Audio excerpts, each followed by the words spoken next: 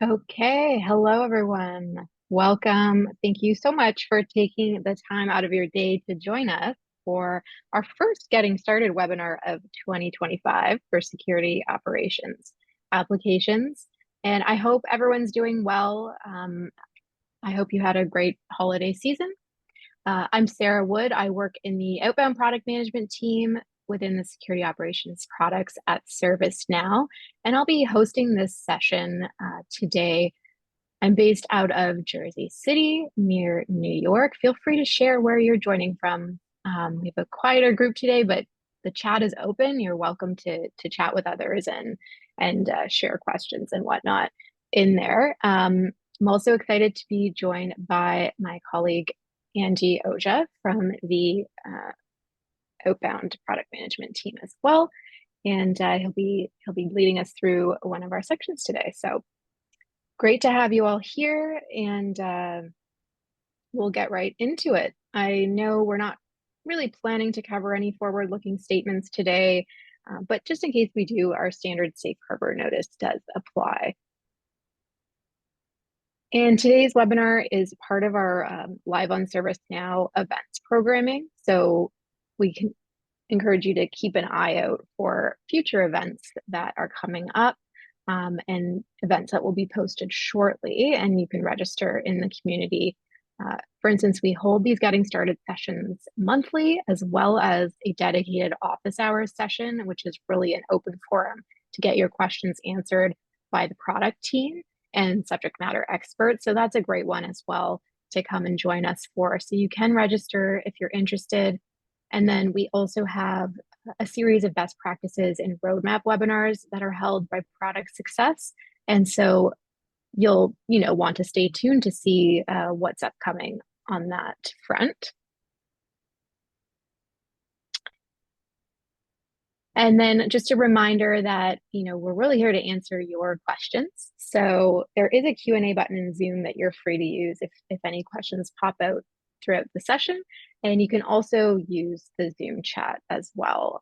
That's there for you too. And the session is recorded. We'll be posting it in the community in the events post that this was posted in, so that you can access that as well as the slides afterwards. And then when we do close out the session, you'll get a survey that pops up on your screen. So we'd love to hear from you in terms of what you liked, what we could do better, and how we can improve these sessions in the future.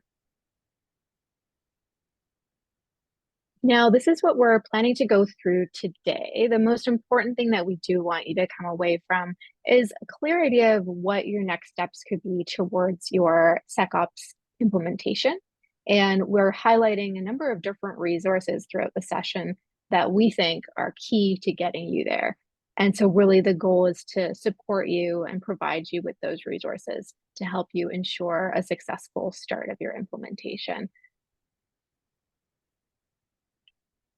So on that note, we'll get right into it with our first section. This is really a high-level overview of our security operations portfolio and highlighting some of the resources that you or your team can dive into to get to know these solutions a bit better. Now, on that note, I will launch our first poll. We'd always love to hear from you in terms of what you're interested in learning about, what you're planning to implement. So let me get that launched. There we are. So in this first poll, we would love to hear from you in terms of what you're planning to implement. Is it security incident response, vulnerability response, both of these solutions, or maybe you're not sure, or you haven't decided, or there's something else that's on your mind?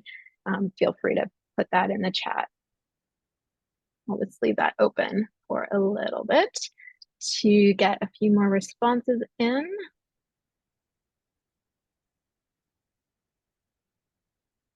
Awesome. So more on the vulnerability response side today. Great. A couple more coming in, so I'll just give it a few more seconds. Okay. Great. So a little bit more on the vulnerability response side today. which is great. We always get a mix of responses there, some both, and then some not quite sure yet, which is totally fine. Maybe after today, you'll have a clearer vision of things. Now, essentially, just to kind of give you that overall view of the portfolio, depending on where you're at and how familiar you are with things, we essentially have sort of two broad areas of the portfolio. So on the one side, we have your, ability to respond to vulnerabilities across cyber attack surfaces. So this is largely achieved through our vulnerability management solution, um, vulnerability response. Now we also have the ability to respond to application vulnerabilities, container and cloud, operational technology. So it's a range of different areas and use cases that we've sort of grown into over the years since we've been established.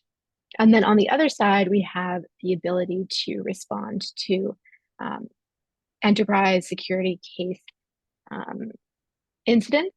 So we have our enterprise security case management solution, which is security incident response.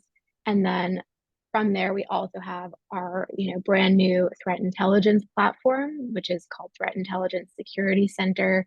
We also have dedicated, solutions for data loss prevention incidents, for major security incidents, and more. And so most recently, we've also added in our Now Assist for security operations in security incident response, and that was at the end of last summer. And so that was our first generative AI release. So for those of you less familiar with Now Assist, that's at ServiceNow, what we refer to are generative AI solutions across many different areas of ServiceNow. So within security operations, we did release that last year. And we are building on that in the upcoming Yokohama release. So stay tuned. Really excited about the different innovations that are coming there and really sort of boosting efficiency in the stock. Now, taking that a step further, again, I mentioned that our solutions do enable a number of different enterprise workflows to take place across security operations. And so we've been able to cover a variety of different use cases that you'll sort of see here on the attack surface management side. We mentioned, your infrastructure vulnerabilities, misconfigurations. We also have, a software bill of materials solution. So there's really a lot that falls under that. And then on the enterprise security case management side, I did mention some of those use cases. So this sort of highlights that in a more visual form. Now, taking that a step deeper, we have our security incident response product, or SIR. And in this product, we really unlock that automation and enable workflows that help us respond to incidents faster. So this kind of gives you that high level view of that basic process end to end. So essentially, you would be integrating a lot of your different security and SIM tools that you have into ServiceNow being your central system of action and engagement, where you can sort of view and prioritize your alerts and bring in that native connection to your CMDB within ServiceNow and whatever other enterprise workflows you have within ServiceNow that really gives you additional data and business context to be able to better prioritize those alerts and incidents and assign them to the appropriate groups. And so next, you have the ability to integrate with different threat intelligence tools, helping to enrich incidents further, to better organize and orchestrate response actions and direct those responses right from within SIR or SIR. And this includes things like automated playbooks, where you can orchestrate sort of things like phishing or malware within your organization. Followed by post-incident workflows here, like completing different configurable reports and things like that. Now, this slide just gives a little bit more of a flavor of the security incident response workspace. that we have. This is our sort of reimagined workspace for security analysts to manage those incidents in security incident response. Again, with that full end-to-end life cycle management of security incidents. Uh, so just wanted to flash that up there for anyone less familiar with the security incident response side of the house. Now, on the attack surface management side, we have our vulnerability response solution, which gives you that visibility and that prioritization and automation of vulnerabilities across the enterprise. So similar to SIR, this starts with your integration. So integrating your scanners, setting up your vulnerability calculators and assignment rules, which Andy will talk a little bit about later, to enable automation. So automatic risk scoring and grouping of vulnerabilities, assigning them to the right teams across both security and IT. And in addition, we have solution recommendations and patch orchestration, as well as workflows for reassignments and requesting exceptions and deferrals, which can connect and integrate in with our risk management solution. And lastly, kind of completing the cycle, rescanning, confirming whether vulnerabilities have been remediated and closing them out. So again, this is our solution to manage vulnerabilities across the attack surface at scale. And another little slide in there to give a flavor of what the vulnerability manager workspace looks like. Again, you're able to group vulnerabilities together. You're able to set up watch topics to keep an eye on vulnerabilities of interest, and then of course manage the remediation of those vulnerabilities and leverage things like dashboarding and reporting across your ServiceNow platform. Now, really that kind of gives you that overview that we're hoping to get across for today. But of course, if you do want to dive deeper, understanding some of the resources that'll help you and your teams get up to speed and keep informed and up to date about security operations applications. These are some of the key ones that we're highlighting today. And we will share, I'm going to share after this just a link in the chat that will bring you to a post in the community that summarizes all of the links that we'll be sharing today. And the slides will also be posted to get access to those afterwards. But first we have our product doc site, which is a critical resource. I'm sure you're all relatively familiar with it, but this is where you're going to find all of the latest product information and release notes, as well as other content like setup guides, instructions on learning about your entitlements. And in the coming weeks, you'll be able to access release notes for the next release as well. So stay tuned for that. Really great place to go though, in terms of getting deeper into the, enablement on SecOps. Next, we have a variety of demo and video resources. So we have our community YouTube channel where we're regularly posting new demos and videos for you to get sort of a high-level look at new features. You can check out a Now Assist for SecOps demo that's up there to give you a flavor of what that looks like. And so these channels are a really great resource to get more of that video format. And learn about what's new. And we also post webinars up there in terms of our live on ServiceNow content. Next is Now Learning, right? Where this is your official, learning platform for ServiceNow. And this is where you can go and use your learning credits towards virtual or on-demand instructor-led courses and obtain your certifications. So we have SIR and VR implementation courses, and then there's our SecOps fundamentals course. These are really great courses if you are going to be on the technical side of these solutions, and there's different related learning paths as well. So there is a comprehensive post in the community that has links to all of the relevant training for SecOps, be it security operations specific, or maybe it's, platform analytics and sort of related applications. So again, we'll be sharing these links shortly.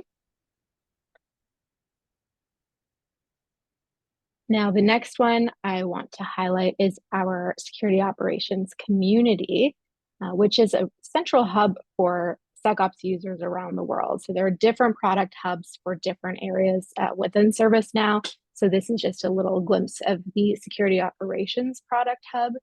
And most importantly, I think for everybody, you can post questions and get solutions from ServiceNow experts inside ServiceNow and outside ServiceNow. So you can browse previous forum questions. There's always new blogs and articles being posted by members of the product team. We have a brand new resource library that you'll see there in the screenshot, and I'll share the link, of course, shortly. But that is really a go-to place where we're continuing to work on it, but we're trying to organize all of the resources that are out there and bring them all to the forefront so that you can easily navigate them. What else do I want to say about this? One key thing as well you'll see is the ability to subscribe. So that is important if you do want to stay tuned on all of the updates or articles, events, things like that. I would really recommend you to subscribe. You'll also see here the welcome guide. It's a great sort of getting started welcome guide that has a lot of resources that are key to individuals earlier on in their implementation journey. So that is a great resource that's in the community. And then the last one I'm going to highlight here in this first section is the developer site. And so this is really our developer ecosystem, great resource for anyone on the team really, but especially for those technical team members who want to, get an instance up and running and play around, install different applications. This site includes your detailed technical documentation, things like APIs and others. This is where team members can sign up for the developer program, collaborate with other ServiceNow developers, get a sandbox instance, and really experiment on the technical side with the Now platform. So that is another great spot to go to dive deeper. Alrighty, so next up, we will shift gears a little bit to look more at the implementation side and the how. And I will pass it off to Andy. Thank you, Sarah. Hey, everyone. I believe, sir, we have another poll that we'll introduce here. Yes, gotcha. I'm going to launch that. Here we are. Awesome. And we're, looking for insight into where you are in your implementation journey with regards to SecOps. Are you in the early brainstorming or planning or sort of unknown at this point here?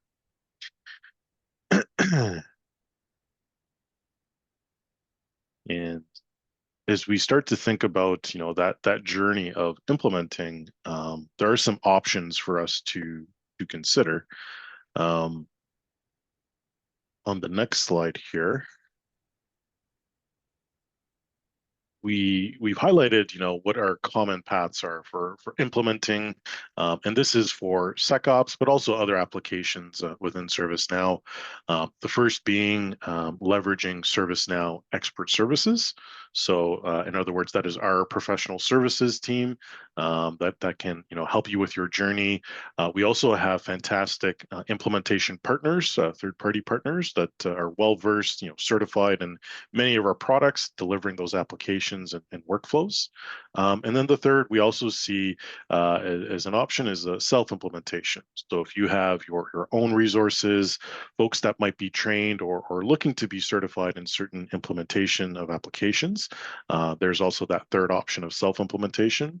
And there is a code delivery model as well, where we can have, ServiceNow experts working with a partner, ServiceNow experts also working with your teams as well, and really just doing a guidance, prescriptive guidance, for that journey path.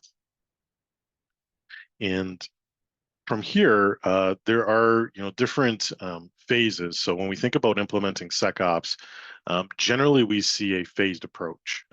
First off, starting with foundation, getting what we call the applications installed in your ServiceNow instance, getting some of the core configurations enabled, getting some of the key personas, right, the key people in the process involved, and initially starting that journey. There may be certain data points that we start looking at. For example, we may start with for vulnerabilities, the host or infrastructure vulnerabilities that we have, and then gradually grow that into the application vulnerabilities, the cloud vulnerabilities. For security incident response, let's just start with getting the initial integration. Maybe that's with our SIM. Let's get those alerts, creating security incidents. And then as we kind of grow, progress through our journey, we can look at things like enrichment, things like orchestration and additional integrations.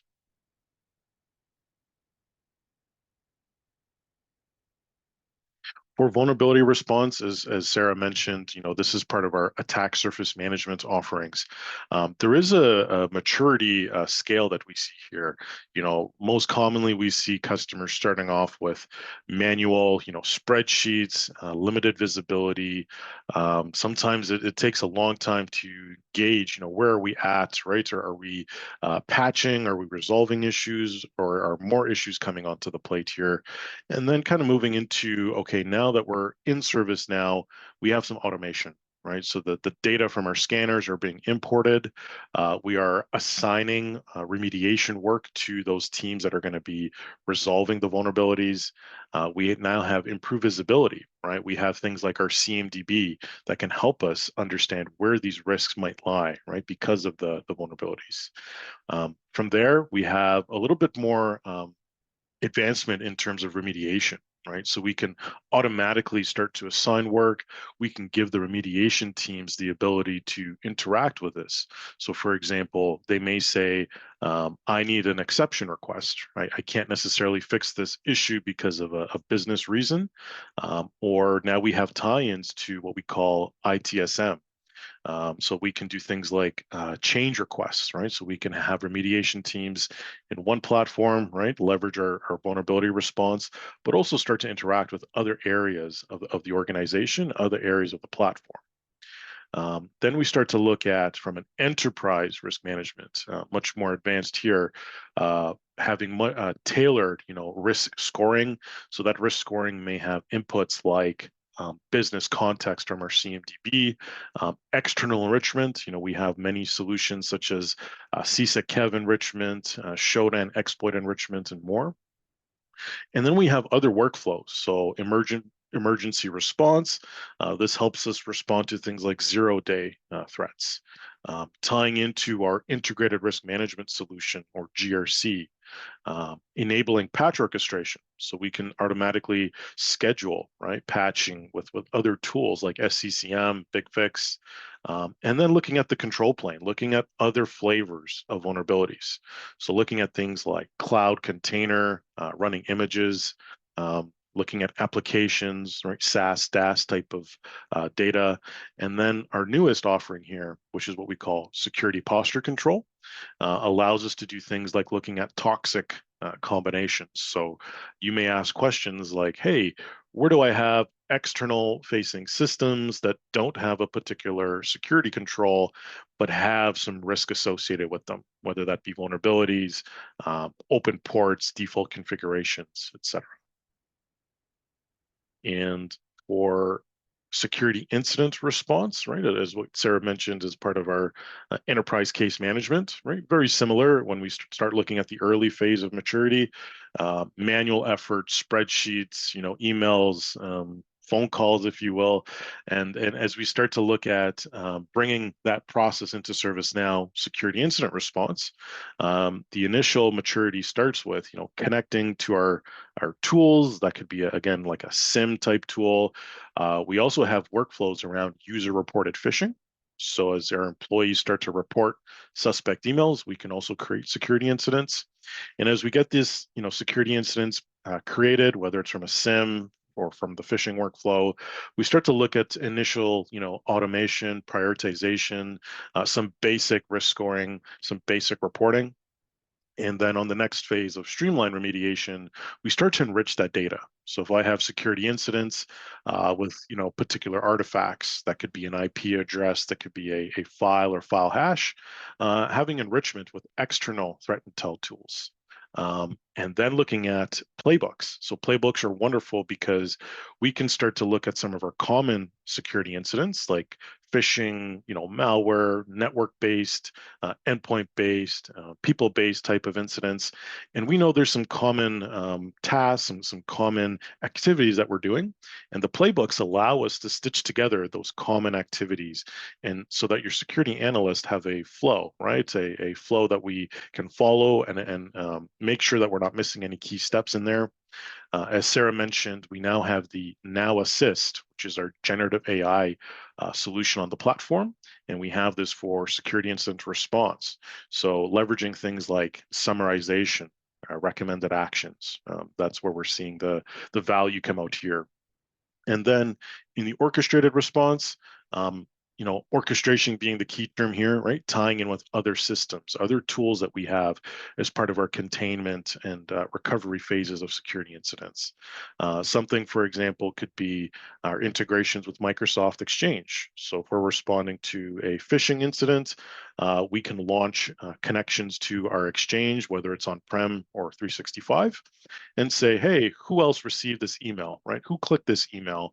And potentially, if we need to, we can go ahead and isolate and remove those emails, those potentially bad emails from users' inboxes. That is our orchestration workflows there. We also have major security incident, or what we call MSIM, and that is, think of all hands on deck, right? We've got a security incident, we've got to get folks representative across help desk, right? The network team, the identity team, risk, legal, right? It's everybody, all hands on deck, coordinating those workflows, the communications that take place across the enterprise. In our newest offering, Threat Intel Security Center. Think of that as a threat intel platform. So managing your artifacts, managing those threat observables, putting workflow around that, and then using that as part of your response processes.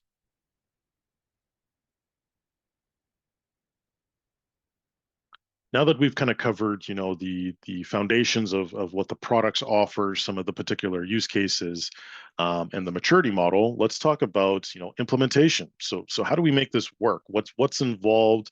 What do we need to plan for? What can we expect? With vulnerability response, attack surface management, generally, as we start to plan that implementation, a couple of things are taking place. The key thing is number one, that integration, right? So whether that's a infrastructure scanner like Qualys or Tenable, it could be a cloud or application vulnerability scanner, making that initial connection to the tool, and then starting to bring that data into ServiceNow. And as we start to bring that data into ServiceNow, think of this as a iterative process. So we start to see, how are we matching with the assets or the configuration items in CMDB? How do we need to tailor our assignment logic, right, to ensure we're assigning the work to the correct teams the first time to resolve those vulnerabilities? And then looking at other, process needs and workflows, that could be things like our exception process tying into our change management process, and then thinking about reporting, right? We need to have reporting for the folks on the ground, right, that are responding to these vulnerabilities that we're finding, and also strategic reporting, right, for our leadership, right, so they have the right visibility for our risk posture. And then thinking about how do we plan for go live, right? What communications need to be sent out to teams? What are the expectations, the key dates and activities there?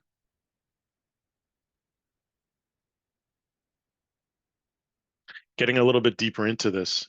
So for vulnerability response, there are some, core activities, right? And, you may hear the term ServiceNow store application, right? And that is where we house all of our key integrations that we're going to be using here. So we're initially getting those applications installed in your instance, getting those connections to our vulnerability scanning tools, bringing the data in, And then starting to look at things like what we call classification rules, right? We need to almost translate the data from the scanner into something relevant for us in our organization, our process. As I mentioned, another key activity is going to be the assignment rules, right? Making sure those vulnerabilities we're identifying, we're correctly assigning them to the appropriate teams for remediation. Some other activities that are going to be happening here are risk score. So we have features that allow us to tailor, right? As a vulnerability comes in, maybe the scanner says it's a medium severity, but based on our risk appetite, right, and our context, maybe this is a crown jewel system, right, and maybe an exploit exists. We may want to potentially bump up, right, that risk score and tailor that, right, for our scenarios. And then we have capabilities such as remediation task rules, right, where we can start to identify how do we want to strategically group these vulnerability findings, and then thinking about how are we going to, deliver this package of work to those teams. This is part of the initial, core plumbing or vulnerability response, and then there are some additional capabilities after this. So these are as you advance that maturity. So thinking about um, similar to an SLA, right? When we have these vulnerabilities, how do we guide those teams to say you have 30 days to address this, 60 days, 90 days to address this? And we accomplish that through what we call remediation target rules. And again, these are configurable. These can be tailored to your risk appetite and your business, your environment. As we also talked about, some of those key processes, the exception management, the change management with ITSM, getting all those ironed out, making sure we have the right people involved in that process as well. And then there's some data management. So, sometimes we're going to have to work on cleaning up the data in ServiceNow. So if there's vulnerability findings that are coming in, but the scanner potentially says, "Hey, these assets are no longer available," just making sure we're synchronizing with that. And then lastly, here the reporting. So we have two flavors. You may hear us talk about standard reporting and performance analytics. Standard reporting allows us to take a snapshot of, hey, ServiceNow, how many criticals do I have on external facing gear right now? Performance analytics, or what we call PA, allows us to do trending. So instead of a snapshot, PA is essentially collecting data points, right? So the questions you want to ask. We're collecting those data points on a daily basis, and then you can start to do trending. You can say, in this quarter, in this week, in this month, show me my criticals on external gear, and I can see a trend of up or down, right, based on the data that we've collected. Those are two key flavors of reporting that you'll hear about. For security incident response, very similar implementation themes. Generally, we start off with thinking about our user personas. So that is our folks like our security analysts, right? Our leadership, uh, external teams that the incident responders are going to be working with, right? That could be folks like in our help desk or network team and more. We start with bringing in that data. Generally, it's from a SIM type tool, alerting tool. We also have that user-reported phishing as another input. And then we start to think about, what are the top use cases we need to plan for and build a process around. And that's an iterative activity. And then from there, once we have the appropriate teams and some of those initial processes ironed out, then we start to think about what are some of the initial reporting that we need, both at a tactical, think of that as for your incident responders, and strategic for leadership, and then planning for go live. Just of note that, orchestration and enrichment, think of that as our true SOAR capabilities. That can also be implemented as part of the initial phase, but it can also be something that you grow into as well.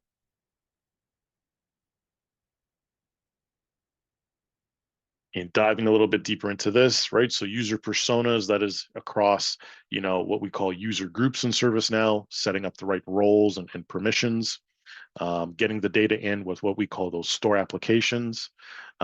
With security incident response, we want to really think about the user experience, right? Making sure the security teams have the right data values, data objects that they need for their workflows. And from there, we also talked about playbooks. So there's a feature called Process Automation Designer, where you can start to create your playbooks and start to look at, as my teams respond to security incidents, what are some of the key activities they need to be doing in almost a sequential flow or workflow. From there, measuring the process. So we have things like service level agreements, SLAs, metrics, calculator groups, and the calculator groups are, think of that as like a risk, scoring type of feature. Metrics allow us to measure our process, right? So think of that as, mean time to respond. How long is it taking for us to close an incident, to triage an incident, and you can do that for different flavors of security incidents as well. As you get further into this, these are again continuing with the base, core plumbing. We also have a knowledge base that comes as part of SIR, and that is where you can house, internal collateral such as contact lists, tips and tricks, standard operating procedures. The knowledge base also houses what we call runbooks. Think of that as, here's a article that outlines how to analyze an email header. And we've got some key informational steps, some images, some screenshots, things that are marked up, things that the security analyst can reference throughout their response efforts, right? And that is all part of our knowledge base. From there, looking at how the security teams are going to be interacting with the organization. So that could be like notifications. Maybe we need a button to create a incident, right? An ITSM incident for other teams that we're working with. And as we start looking at closing the loop on those security incidents, when we're at the point of containment, recovery, and we're ready to close that out, we have the post-incident review. So post-incident review allows us to embed the key questions that we want to ask our analysts, making sure that we're capturing key data points and lessons learned. And then here, we also talked about reporting. So reporting for SIR, that can be across what we call that standard reporting and the performance analytics as well for our trending. And we do have some content packs that we have available as well, giving you a great starting point that you can initially deploy and grow from. And from there, we have some additional, implementation components, right? And this is where we get into the enrichment, the orchestration. So there is a threat intelligence application. Think of that as almost like an extension of SIR that allows you to connect to systems like VirusTotal, Recorded Future, CrowdStrike, and do those threat lookups. That is different than our Threat Intel Security Center, right? This one is just more of a enrichment capability. And then we have those orchestration integrations. Like I talked about, we have integrations with Exchange as an example. We also have integrations where you can perform what we call siting search. Maybe there's an IP that we saw an IP address on a security incident, and we want to go back to our log store or our SIM like Splunk and say, how many other events have occurred with this particular artifact, right? We can stitch that together through siting search and orchestration. And here we also talked about user-reported phishing, what we call URP. That is another cool use case that we have here today, something that you can start with initially or you can grow into.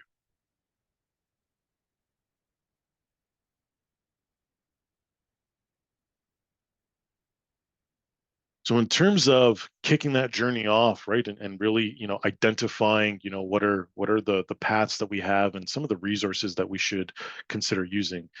We have our partner finder resources. This allows you to see what partners are out there, what expertise, what skills they may have that you can leverage. We also have our ServiceNow, our internal, expert services or professional services team.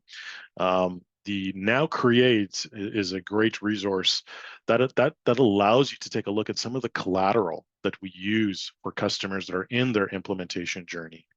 Things like our process guides, our workshop PowerPoints. It allows you to start planning for how you want to gather your requirements for implementation and then deliver those requirements through your journey. And here's a highlight of the partner finder. We have upwards of 2,000 partners here. Like I said, across them, you're going to find expertise and skills. You generally want to be working with a partner that is certified in implementing these applications. So definitely some good tips there. We also have next our ServiceNow, what we call expert services. This is our professional services team from ServiceNow. As I mentioned, they are well versed in implementing these products. They can also offer what we call those co-delivery services, right? Where we can work with your partner or work with your internal team across your journey as well. And here's a preview of Now Create. As I mentioned, some of the key collateral. This helps you plan your implementation and, of course, helps you throughout that journey. Things that you're going to see there, as I mentioned, the scoping guide, the process workshop guide. We also have starter user stories, gives you a place to say, hey, we kind of want a sense of what are other customers doing? What are some just general requirements we should just start with and build from? So we have some prepackaged requirements, or what we call starter stories, there as well, and then a recommended implementation sequence. So if you've seen, there's lots of products, lots of applications, lots of workflows, and this just gives you a streamlined view of where you should start and where you should plan to grow into. Awesome. Thank you so much, Andy. That was really helpful. We're just heading into our final section for today's session. And a quick reminder to feel free to add questions to the Q&A or the chat. We're here to answer them. So appreciate those who have asked some questions. And for you guys, another poll, our last poll of the day, we're interested in learning about what are your top desired business outcomes that you want to target with your implementation of SecOps. So let us know in the poll here. Is it accelerating your response to security incidents, response to critical vulnerabilities, reducing the effort to resolve security incidents, or reducing your attack surface? We have responses across the board, which is no surprise. These are all top of mind, I'm sure, with your security operations programs. I'll close that out and share that out. So again, people are really interested in the broad mix of outcomes here that we're targeting, which is great. So this last section, we're just looking at more of the why. So why should you get started with your implementation? What kind of outcomes can you achieve? And we'll start with this great summary slide. I really enjoy this slide. Just gives you a glimpse of what people have been achieving by implementing our solutions. And so all of those different outcomes that we listed are certainly part of it, depending on your priorities and how you structure your implementation, as Andy went through. But customers are really achieving great results within just 6 months of going live. So we have been able to see some great outcomes, and these are just a few of them that we like to highlight. So for instance, analysts closing almost 2 times the number of security incidents on average, cutting the mean time to remediate a vulnerability in half. So really great results. And best-in-class customers are achieving even greater results. So these are really the results that we're here to help you achieve and help your customers achieve. And at ServiceNow, we are customer zero. So our security team uses our vulnerability response product, our security incident response, and they, in terms of the security team using the vulnerability response solution, they have moved from manual and labor-intensive processes in terms of responding to vulnerabilities to being able to use vulnerability response, leading to more accuracy in assigning vulnerabilities, really high service level agreement attainment, and overall sort of 85% productivity gain. So really great. We love to showcase our security team internally. On the security incident response side of the house, our internal team has also gained a lot of value. Again, shifting away from manual processes, being able to bring everything into ServiceNow, prioritize those alerts, implement a lot of the things that Andy talked about, as well as new offerings that's not really included in here yet, but leading to a lot of savings in terms of staffing costs, thousands of hours saved.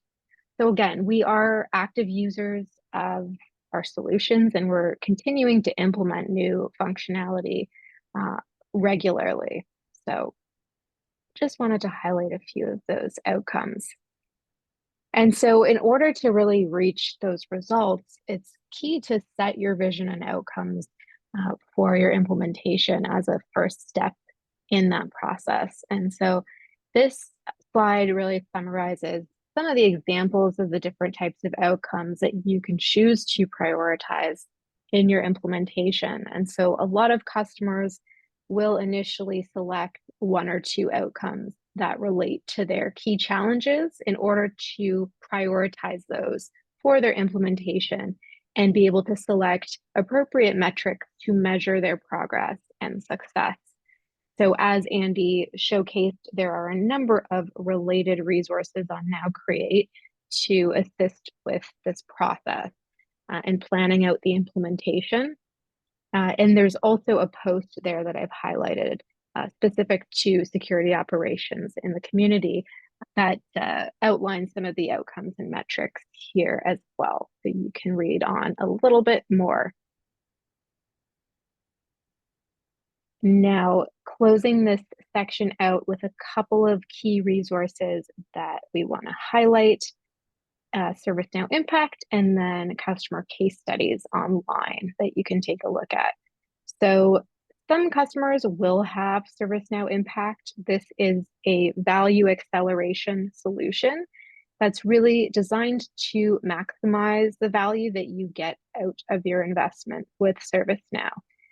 And so there are a range of different packages that come with different offerings. And so this is sort of giving you a little glimpse of the detail around that, seeing the total package with sort of the full range of offerings, things like having a designated squad, value recommendations, additional dedicated technical support, and special discounts on training and expert services. So if you are interested in learning more about Impact, you can definitely reach out to your account team or your customer success manager and get more information on that.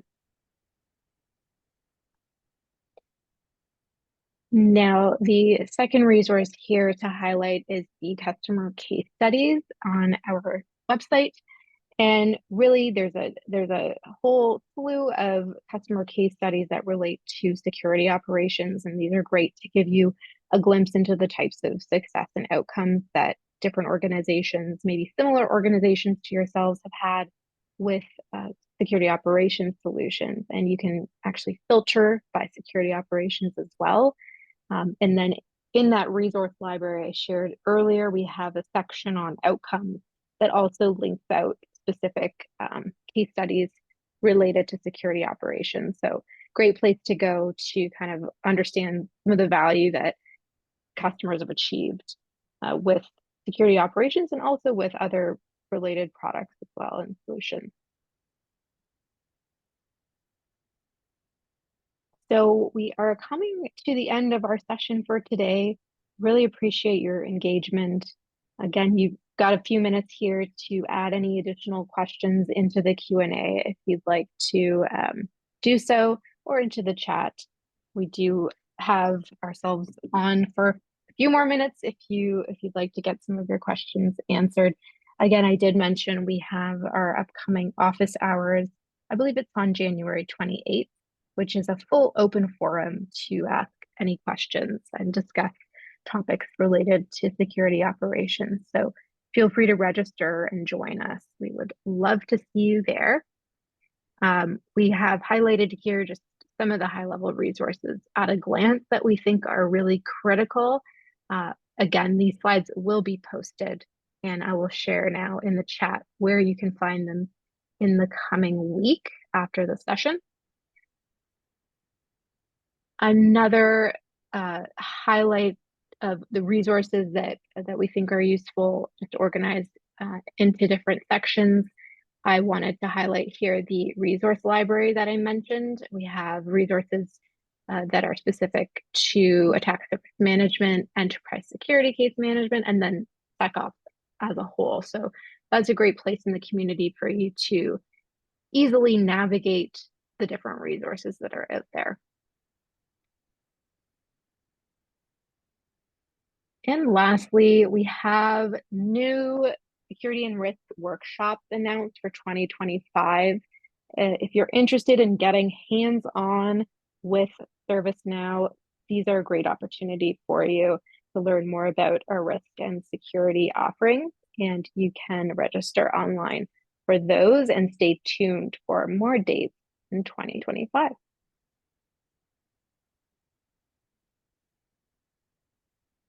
And today's webinar was part of our Live on ServiceNow webinar series. So again, we're running Getting Started webinars monthly, office hours monthly, and we're also going to have our quarterly What's New webinars, which will go through our store releases that happen once a quarter.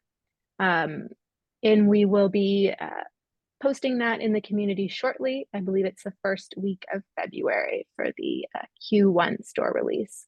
So please do register and join us at future sessions. Again, the community is a great place to stay up to date on those, to check out past webinars and recordings, and of course, post in the forum and ask questions